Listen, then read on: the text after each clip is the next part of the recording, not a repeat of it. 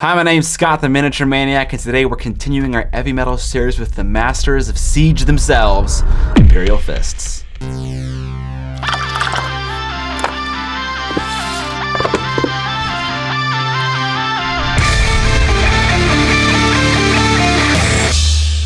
What up, Mini family? If you're not familiar with the heavy metal series, feel free to check out the first episode in this series where we discuss the theme and also paint an ultramarine. This process of trying to match the box art is highly experimental, so I would treat this video not much as a step-by-step, but more as an inspiration for when you try to attack your Imperial Fist scheme. It's very clear as I stumble through this painting process that I'm doing things that are inefficient because I'm trying to match the box art color for color. So whenever I do a step, I compare it to the box art and then progress from there. This video is going to be kind of long, so I've broken it down into sections, and here you can see all the timestamps for each section. If you're here for a specific reason, you can feel free to skip to that section, otherwise sit back and enjoy the ride. All the tools that I used, other than the paint, can be found in the description below, and a quick ethics statement. These are all affiliate links, and I get a commission from Amazon when you buy from these links at no extra cost to you. Warning, it is highly likely that at some point in this video, I'm going to refer to this yellow boy as a Lamenter and not an Imperial Fist, and if I do that, I apologize. Please do not raise my house to the ground. I accidentally deleted all the footage of cleaning and prepping the model, but it was very similar to the Blood Angel Heavy Metal Marine video, so if you need help with that step, check out that video. Seeing as how this Marine is yellow, an undercoat of white, specifically Badger's Stino Res, made the most sense. Yellow doesn't cover the greatest over dark tones, so priming in white allows our yellow to be as vibrant and punchy as possible. I started by applying the base coat with my Sotar 2020 airbrush, using Aerial Yellow and thinning it with Vallejo's airbrush thinner. It's important to do a few base coats of this. The airbrush applies the paint translucently, and while it may look opaque, it's not, and on second and even third passes you will notice the color gets more and more rich. I realized after doing a third base coat of Aerial Yellow that the color was far too golden to match the box art I was trying to achieve, so I veered at this point and redid the base coat in Flash Gets Yellow. This color matched better the caution line yellow I was going for. The next stage was to black out all of the rubber connections between the joints, the gun casing, and any other parts we wanted to be black. We want to do this now before we do anything else, because if you make a mistake and get some black on our yellow armor, it's much easier to fix now as opposed to later when we've applied several highlights to the armor. After blacking out all the details, it's time for the grueling act of panel lining. We're going to take Rhinox hide, and with a very thin and accurate brush, we're going to painstakingly apply it into the recessed areas around each plate of armor. It's okay if you make a mistake at this step. I definitely did. We can clean it up later with Flash Gets Yellow. Or you can die trying because that color is terrible and has awful coverage, but we'll get to that later. The less mistakes you make now, the less you'll hate yourself later. So go slow and deliberate. If you have an issue with steadiness, check out my edge highlighting video where I talk about a good, stable way to hold your miniature when doing pedantic work like this. Let's see what kind of music I was listening to calm my nerves. Ah yes, technical death metal. In retrospect, I think Rhinox High was actually too dark of a color. Something along the lines of Mornfrang Brown would have been more appropriate, but Lord knows I wasn't gonna do this step a second time. After you've panel lined everything, go back in with Flash Gets Yellow and clean up some of the places where you got Rhinox hide. What I did to expedite this process, since it takes 15.6 layers to cover Rhinox hide with Flash Gets Yellow, was to take Skull White and cover over the Rhinox hide first, and then come back in with Flash Gets. White has better coverage in this instance.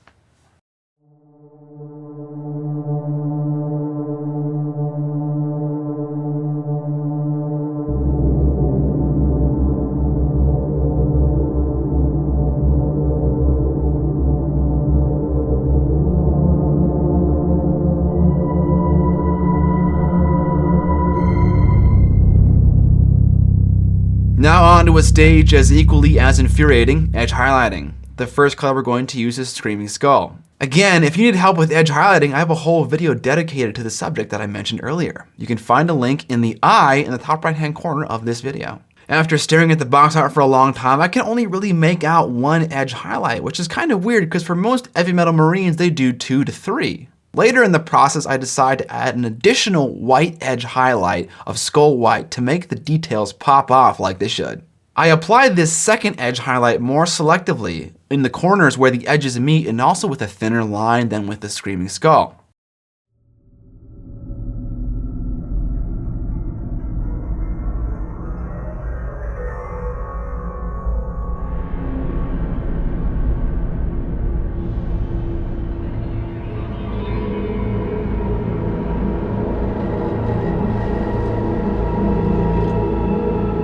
If you want to find a sped up time-lapse version of me laying every single brush stroke on this miniature without the explanation that you're getting right now, you can find that video on my Facebook, which is linked in the description below. Next thing we're going to work on is the Akia. As opposed to starting with our midtone and panel lining like we typically do with the armor, we're going to start the Akia with our maximum shadow, which is a 2-to-1 mixture of Screamer Pink and Abaddon Black. After this, we're going to layer on pure Screamer Pink.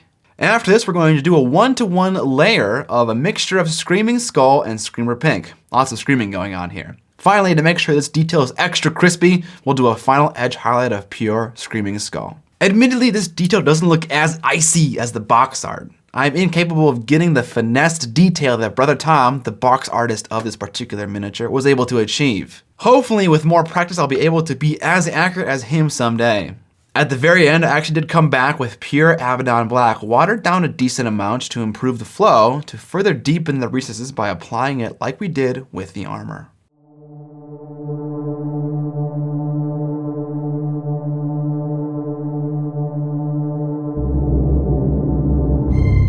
Now we're going to move on to the red bits. I start with the base coat of Mephiston Red, but while this dries, I can quickly tell that the color is far too dark and desaturated. So I do the second trim with Evil Sun Scarlet, and I like the result a lot more. So I re-base coat the first trim. Make sure to follow all these missteps as well to get an accurate result. And yes, I was absolutely terrified while applying this red paint and a sea of flash gets yellow. I went very slowly, sweating it out every single millimeter of the way. This is when I kind of got a little nerdy with the lore, which is kind of unusual for me. I found out that red trim meant that he was a 3rd Company Marine in his Legion. I also discovered that a yellow stripe through a red knee pad also meant 3rd Company, so I did that too with the yellow steps we used originally during the armor section.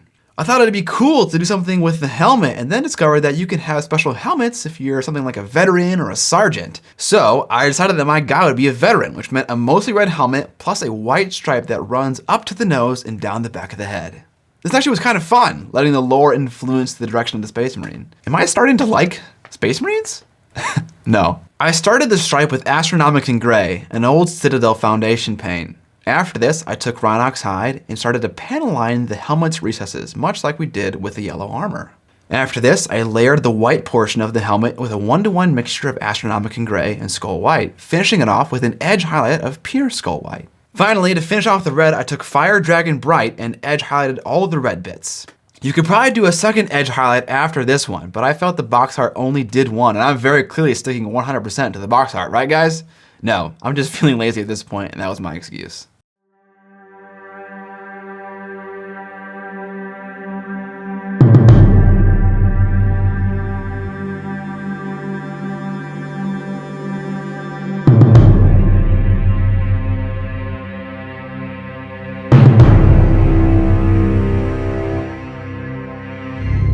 Next, we're going to work on the metallic bits, and we're going to base coat all those elements black.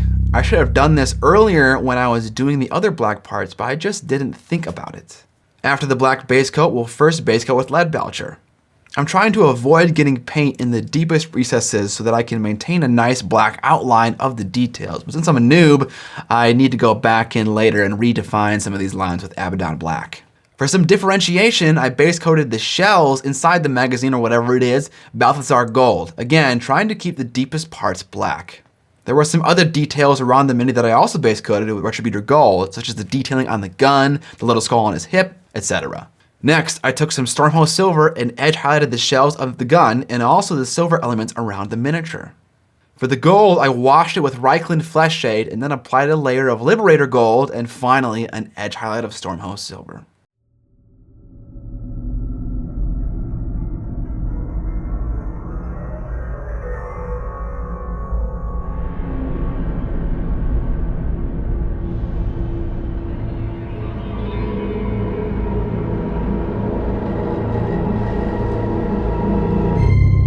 For the face, I took a page out of Paul Norton's Instagram, another heavy metal painter who has a simple and effective method for painting face. This dude is also an extremely crispy painter. Check out his Instagram in the description below. First, we'll start with the base coat of Kislev Flesh. After a few layers of this to make it opaque, we'll do a wash with Reichland Flesh Shade.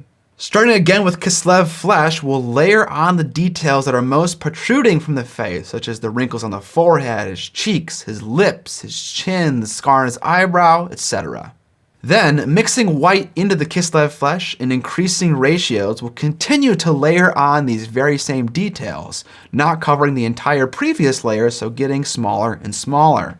I ended on a pure skull white edge highlight. Consider doing something like 3 to 4 layers of this brighter and brighter mixture. After the skin tone, we'll work on ruining all of that work we did on the skin by trying to do some eyes. For the white of the eyes, I used a very near white color. Not 100% skull white, but mostly skull white with a little Kislev mixed in. I painted in the whites of the eyes first, making sure not to paint over the area where the wash settled under the eyelids. I actually messed up doing this, so I took some Rhinox hide, some Kislev Flesh mixture, and repainted it into the recessed shade under the lower eyelid to fix this. It was then time to attempt to do some pupils. The only advice I can give here is a steady grip, a sharp brush, and diluted paint so it flows nicely off the brush and you're not fighting it. My first attempt ended up with my dude looking a little derpy. So I filled in the entire right eye with Abaddon Black, which I felt looked the derpiest, and then took my original eye white color and dotted either side of the eye, leaving a black pupil in the middle. Miraculously, this actually worked. I also took the same eye white color and dotted in the teeth. Next, we work on giving the sides of his head a little buzzed hair look. I do this by taking Citadel's old blue ink and diluting it a lot with water, and then glazing it on the sides of the head. Over a few glazes, about 4 or 5, the blue of the ink and the red of the skin tone interact in such a way as to desaturate the flesh color, making it look like he's got a 5 o'clock shadow thing going on the side of his head. I don't have a video about glazing, unfortunately, but my only advice is the thinner you dilute your paints, the slower you can go. And also, never glaze with a fully loaded brush. Get some ink in your brush and then dab it off on some paper towel. Additionally, you don't need to use ink for this step. You can use normal acrylic paint or whatever you want. Next, we're going to work on the hair, and for this, I base coated it in Abaddon Black and started to highlight erratically with Codex Gray. I wanted to add streaks and dots of gray like he was aging. He is a veteran after all, and those dudes are probably pretty old. I then added more and more white to the Codex Gray to further highlight the gray areas. Finally, I wanted this guy to look withered by years of war, so I painted his eyelids a very desaturated purple, in this case Warp Fiend Gray, and then highlighted with Warp Fiend Gray and Skull White in a 1-1 mixture. This gave him a really cool, exhausted look. At this point, maybe saying to yourself, this guy sure does mix a lot of paint, and mixing is kind of inconvenient, but the reason that I mix a lot of paint is because I use a wet palette, and the paint that I need, like the whites and Rhinox hides, are kind of always in front of me, and they're always wet and ready to go. If you're curious about how wet palette works, or the one that I use, check out the links in the description below.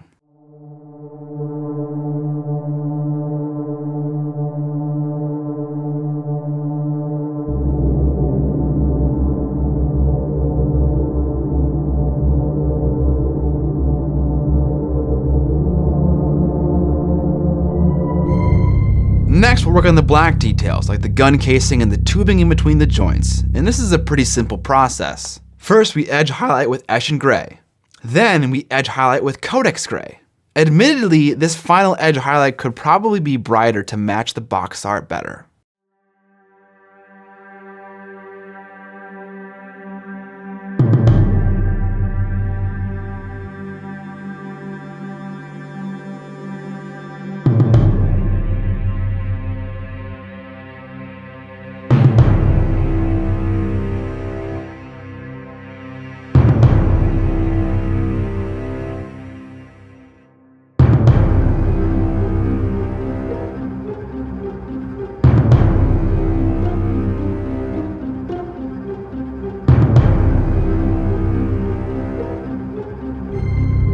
Now on to the leather elements, such as the gun strap and the belt and the pouches.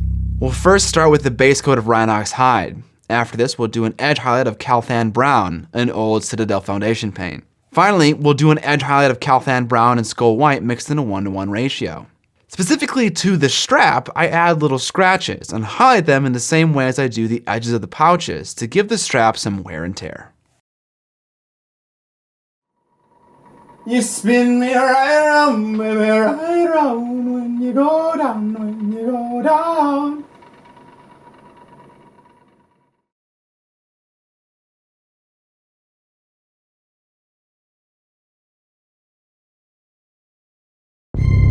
Now we're going to kick it into high gear to finish off all the other smaller bits that don't appear in multiple areas around the model, starting with the lenses on the helmet. We'll first base coat the entire lens in Hawk Turquoise. Then, focusing our efforts toward the front of the lens, we'll add a layer of ice blue. We'll then mix the ice blue with Skull White in a 1:1 ratio and do an even smaller layer with this mixture. Finally, we'll take pure Skull White and dot the front and the back of each lens. For the purity seal, we'll start by base coating the parchment with Screaming Skull and the wax stamp Screamer Pink. Then we're going to give the wax 2 highlights, each time mixing a little bit more Skull White into our Screamer Pink and dotting some highlight color around the edge to make it look like it's ridged. Then we'll take Calthan Brown and apply it to the divide between the 2 pieces of parchment to act as separation. We'll then take pure Skull White and apply it as a layer to the parchment. Finally, we'll take Abaddon Black and hold it in the miniature so we can position our brush horizontally with respect to the parchment. We're going to dot several little broken up lines along the paper to simulate 28mm scale writing.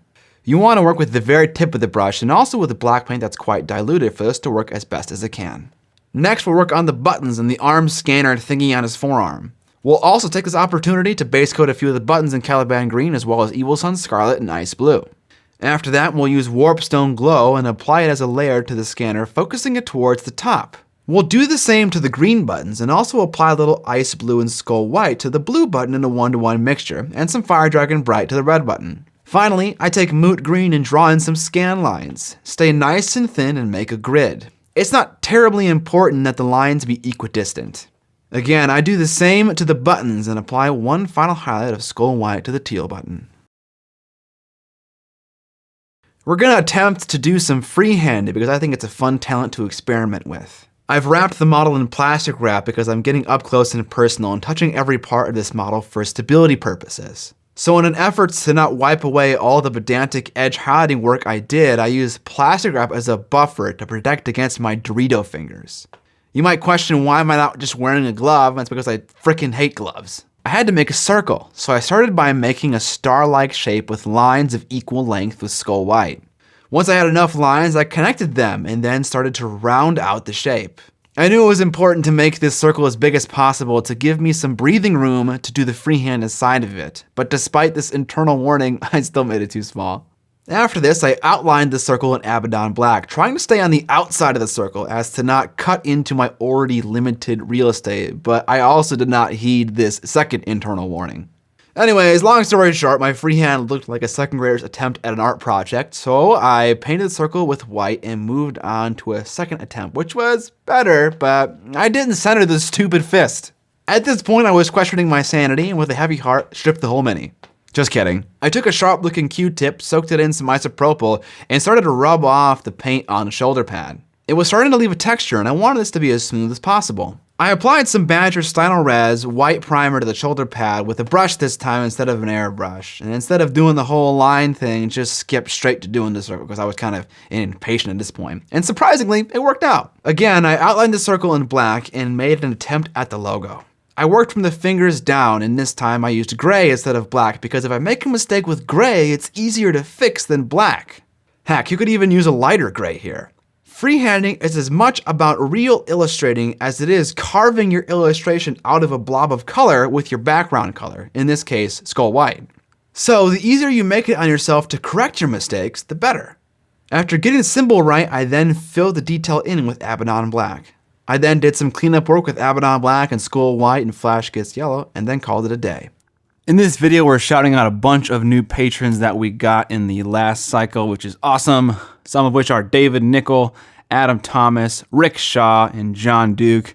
These guys are my new sepulchral guard that'll be joining my group of people who are looking to improve their painting skills, and it's awesome to have you guys. We over doubled that group in this last cycle. Other people are Aiden, Squarewave, Florian Anka, and Sam Adams. Sam Adams, if you are the Sam Adams, hook a brother up with a brand integration, know what I'm saying? It's hard for me to really put into words the amount of appreciation I have that people are willing to give their hard-earned money to my cause to see through the dream that I have.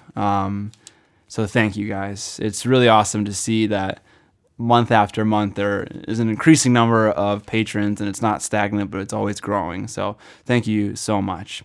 If you're interested in my Patreon or the rewards that I have for it, you can find a link to it in the description below. On to the most fun part of this project, the base. Instead of doing a normal base, I wanted to do a plinth with fun terrain features. Whenever you see an heavy metal dude paint something on a plinth, it's always this shiny cylindrical thing that looks incredibly smooth. It's probably a resin cast, but I didn't want to do that, so I took to Hobby Lobby and found these guys. I struggled to find normal wooden doweling that was a big enough diameter to be used as a plinth, but these guys were 1.5 inches wide, which was good. I took to my miter saw and cut off the little lips on the edge and stuck a piece of wooden doweling in the conveniently supplied hole. The problem with wood is that you can see the wood grain when you paint it, but if we fill it with stuff like paint and varnish, it will look almost like a resin cast. So I chucked up this smaller dowel in my hand drill and made essentially a poor man's lathe. Using progressively higher grits of sandpaper, I sanded the plinth. Eventually, I applied some black craft paint, and whenever you add moisture to wood, the wood grain rises and you need to sand it back. So I let the paint dry and sanded it again, this time working up from 320 to 1200 grit sandpaper. I applied more and more layers of paint, sanding in between each one, letting each one dry. Eventually I got to a point where I liked it and applied some satin varnish, also sanding in between these layers and letting them fully cure. You could also consider using something like PVC, styrene, or Delrin rod, which would be a lot easier if you can find the material. Anyway, I chopped off the smaller dowel and taped the sides of the plinth to protect the shiny finish, and then with PVA glue applied some tiny rocks to the base. There's always a distinct edge between the black of the plinth and the terrain, so I made sure to have an obvious divide.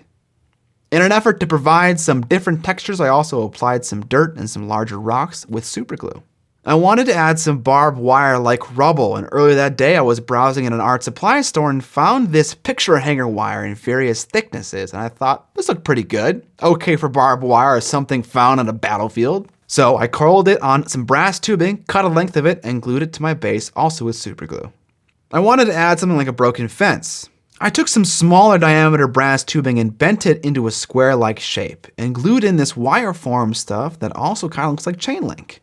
Once the superglue had dried, I bent the brass out of shape and cut up the chain link area to make it look busted and all worn. I also glued a few extra pieces of this chain link material and kind of also bent that, like something had punched through it.